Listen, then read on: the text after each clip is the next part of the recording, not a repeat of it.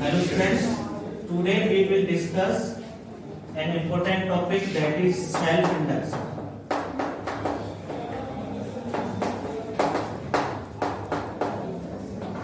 Self induction क्या होता है? ये एक प्रॉपर्टी होती है कॉइल की, जिसके कारण कॉइल के अंदर ईएमआई होता है। ईएमआई मतलब इलेक्ट्रोमैग्नेटिक इंडक्शन, जिसको आप बहुत अच्छी तरह से जानते हो कि उसके अंदर क्या होता है, मैग्नेटिक फ्लक्स चेंज होती है, जिसकी वजह से क्या इंड्यूस होता है, ईएमएफ इंड्यूस होता है। तो आप इसी के आधार पर सेल्फ इंडक्शन की डेफिनेशन बना सकते हैं, और वो डेफिनेशन क्या होगी कि it is the property of A coil by virtue of which it change magnetic flux and EMF induced by itself. Okay, इसको हम कहते हैं सेल्फ इंडक्शन। उसके बाद में एक डायग्राम, एक कॉइल के थ्रू हम इसको समझने की कोशिश करेंगे। मान लेते हैं बेटा ये एक कॉइल है, इसके अंदर करंट आई फ्लो कर रहा है, और जो ये करंट है ये एक वेरिंग करंट है। इट मींस कि कांस्टेंट नहीं है। आप कह सकते हैं कि इंक्रीज कर रहा है या फिर डिक्रीज कर रहा है। मैं मान लेता हूं कि ये जब इस डायरेक्शन में फ्लो करता है तो वो क्या कर रहा है जी, इंक्रीज कर रहा है। आपको पता है कि जब करंट होता है तो उसकी वजह से मैग्नेटिक फील्ड होता है, और आपने फॉर्मूला पढ़ा है phi = P cos थीटा पढ़ा है। अब करंट चेंज होगा तो मैग्नेटिक फील्ड चेंज होगा, और मैग्नेटिक फील्ड चेंज होगा तो मैग्नेटिक फ्लक्स भी चेंज होगा।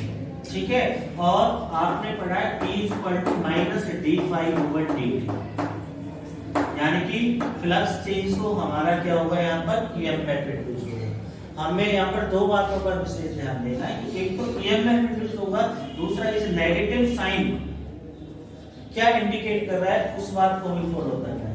ये कहता है कि induced EMF always oppose the change in magnetic flux, यानी कि यहाँ पर भी क्या होगा, ईएमएफ इंड्यूस होगा, और वो बिल्कुल नहीं चाहेगा कि ये करंट इंक्रीज करे, इसलिए इसके अपोजिट डायरेक्शन में वो फ्लो करेगा।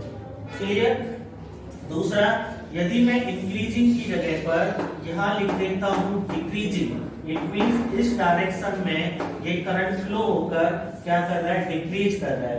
तो अब जो इंड्यूस्ड ईएमएफ है उसके डायरेक्शन क्या होगी, तो उसके लिए आपको क्या है, वही लॉजिक यूज करना है कि यहाँ पर जो इंड्यूस्ड ईएमएफ होगा वो बिल्कुल नहीं चाहेगा कि ये करंट क्या करे, डिक्रीज करे, इसलिए वो खुद इंड्यूस्ड ईएमएफ भी उसी की डायरेक्शन में फ्लो करना स्टार्ट करेगा। तो ये हम इंड्यूस्ड ईएमएफ की डायरेक्शन को फाइंड आउट करने के लिए लॉजिक यहाँ पर यूज करेंगे।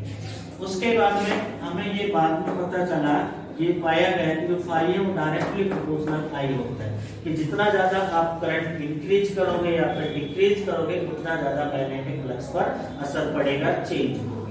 आगे चलकर इस प्रोपोर्शनलिटी साइन को एक रूल में बदला, कांस्टेंट ले लिया एल, और आई पहले से है ही हमारा। एल यहाँ पर क्या होता है, एक प्रोपोर्शनलिटी कांस्टेंट होता है, और इसका हम कहते हैं सेल्फ इंडक्टेंस। क्या कहते हैं, सेल्फ इंडक्टेंस कहते हैं, और दूसरा नाम है, और कह सकते हैं कि कोएफिशिएंट ऑफ सेल्फ इंडक्टेंस।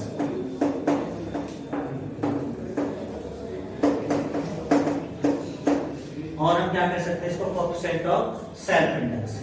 आप बेटा यहाँ पर देखिए, आपने एक ये भी पढ़ा है कि E = d∅/dt होता है, फैराडे का लॉ है। जहां पर फाई की वैल्यू पुट करेंगे Li, तो ये हमारा हो जाएगा E = d/dt और Li। L कांस्टेंट है, क्लियरली लिखा हुआ है, और डिफरेंशिएशन के दौरान कांस्टेंट को हम क्या ले लेते हैं, बाहर ले लेते हैं। तो ये आपका हो जाएगा P = Ldi/dt। अब आपसे क्वेश्चन कर सकता है कि भैया सेल्फ इंडक्टेंस को डिफाइन करो, तो सेल्फ इंडक्टेंस को हम दो तरीके से डिफाइन कर सकते हैं, यानी कि L की वो हमसे बात कर रहा है। तो पहला तो ये कि phi = Li आपने अभी पढ़ा है।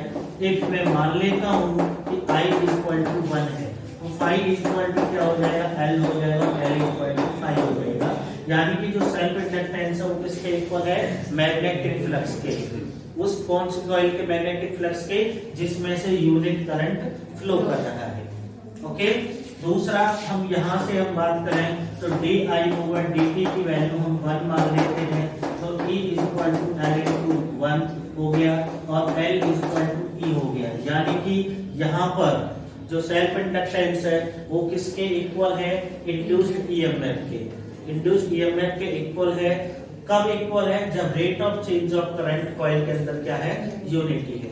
बेटा इसकी जो यूनिट होती है एल की वो क्या होती है, हेनरी होती है। और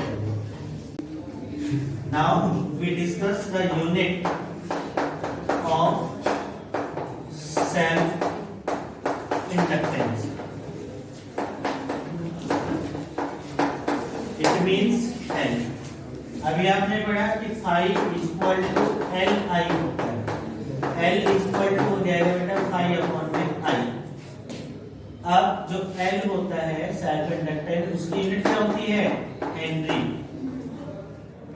और फाई की क्या होती है, वेबर, करंट की एम्पीयर। यानी कि 1 हेनरी इक्वल टू हो जाएगा 1 वेबर पर मिनट। दूसरा आपने पढ़ा था E equal to L d i over d t, और मैं एल की वैल्यू निकालूं कहां पे थे बेटा, क्या बोल रहा था, E equal to L d i over d t होता है। यहाँ से मैं एल की वैल्यू निकालूं तो E ओवर हो जाएगा D i over d t. और दूसरा आप इसको इस तरह से भी लिख सकते हैं कि D T over D I, लेकिन ऐसे लिखते तो नहीं कि यूनिट के केस में हम इसको लिख रहे हैं। तो एल का मतलब 1 हेनरी हो गया, और इसका क्या होता है, वोल्ट, टाइम के सेकंड, और इसके ऊपर एम्पीयर। यानी कि 1 हेनरी को लिख सकते हैं वोल्ट सेकंड पर एम्पीयर। उसके बाद में आता है बेटा इसकी डायमेंशन। डायमेंशन के लिए भी हम यही फॉर्मूला यूज करेंगे, L equal to E dt over di। कई बार क्या होता है कि हमें वोल्टेज ईएमएफ की नहीं पता, तो आप लोगों ने पढ़ रखा है कि V equal to W upon Q होता है।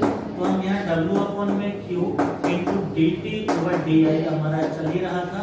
तो 1 की होती है ml to t minus 2, time की t हो गई, चार्ज की 80 और करंट की A हो गई। t से t कैंसिल, तो बेटा ये आ गया ml टू t माइनस 2 और t पावर माइनस। तो ये हो गया dimension of self inductance. Clear है?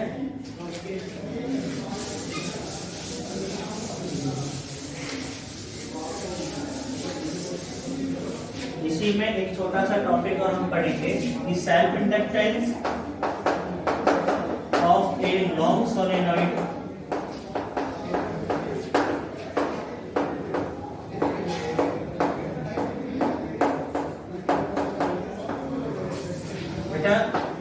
सोलेनॉइड का मतलब ये होता है, इसको इंडक्टर भी कहते हैं। इसमें करंट फ्लो कर रहा है आई, और आप लोगों ने सोलेनॉइड पढ़ रखा है, फॉर्मूला होता है कि V equal to mu naught N I होता है। जो N होता है उसका मतलब होता है number of turns per unit length.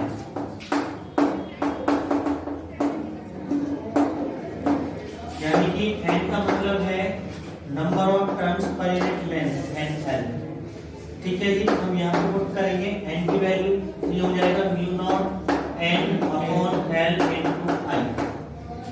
आप लोगों ने पढ़ रखा है कि फाई इक्वल टू होता है NBA, phi equal to N, B की वैल्यू ये रही mu naught N I upon में L इनटू A। तो ये हमारा मैग्नेटिक फ्लक्स आ गया इसके लिए। और एक हमने सीधा पढ़ रखा है अभी phi equal to L I भी होता है। इसको फर्स्ट मानो, इसको सेकंड मानो, तो फ्रॉम फर्स्ट एंड सेकंड तो हम इक्वल रख देते हैं, तो एल आई इक्वल हो जाएगा mu naught N N N square हो गया आई ए अपॉन में एल। आई से आई कैंसिल, तो एल आ गया आपका, इस एल को बेटा स्मॉल मान लेना, लेंथ का वरना कंफ्यूज हो जाओगे। तो म्यू नॉट एन स्क्वायर ए अपॉन में एन। तो इस प्रकार आप निकाल सकते हो self inductance of a long solenoid.